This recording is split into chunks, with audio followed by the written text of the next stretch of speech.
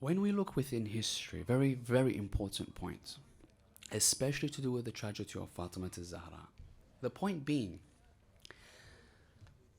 that within history, when we look at the two different arguments that come forward for Khilafah, we'll find when we have an opposition towards the people that said to themselves that we should be in charge and not Ali ibn Abi Talib, you have to understand something, is that when people look within history and they begin to look into the lives of these personalities, let's say, these personalities being, as we stated, academic approach, being by the person by the name of Abu Bakr and Umar ibn al-Khattab.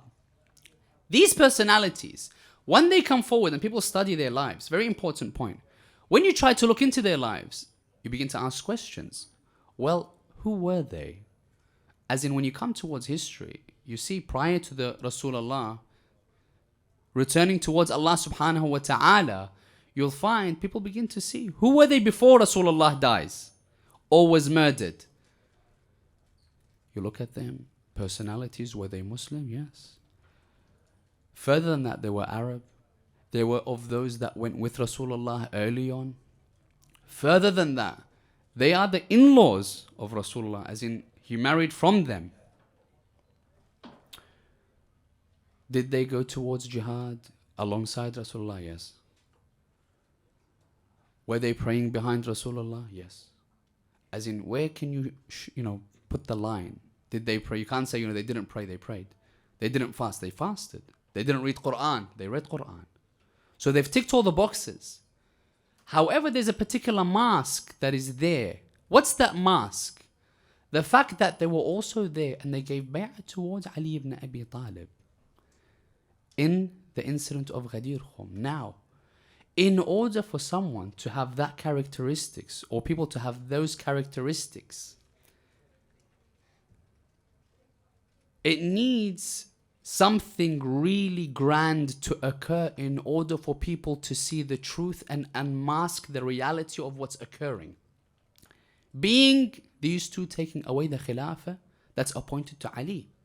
Now, when they look at this, even till today, people look at them as what we stated. They're very close companions before Rasulullah passed away. But in order to showcase and to remove the mask to the agenda that's behind, an incident needs to occur that will shake the fundamentals and the foundations, which is Islam. What's that incident, do you think? And not everyone will change if they look into the incident, only some.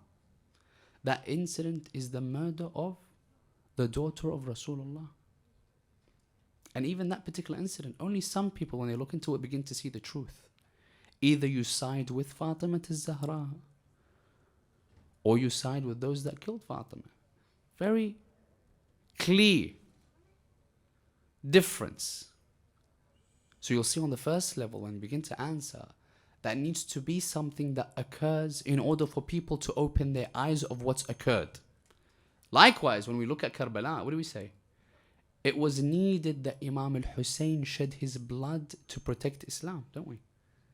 Likewise, when we have the comparison, Fatima al-Zahra needed to sacrifice herself and to be ensured that she is buried where no one knows where her grave is, to raise the question and to remove the masks from the people that are showcasing to everyone till now that we are the leaders.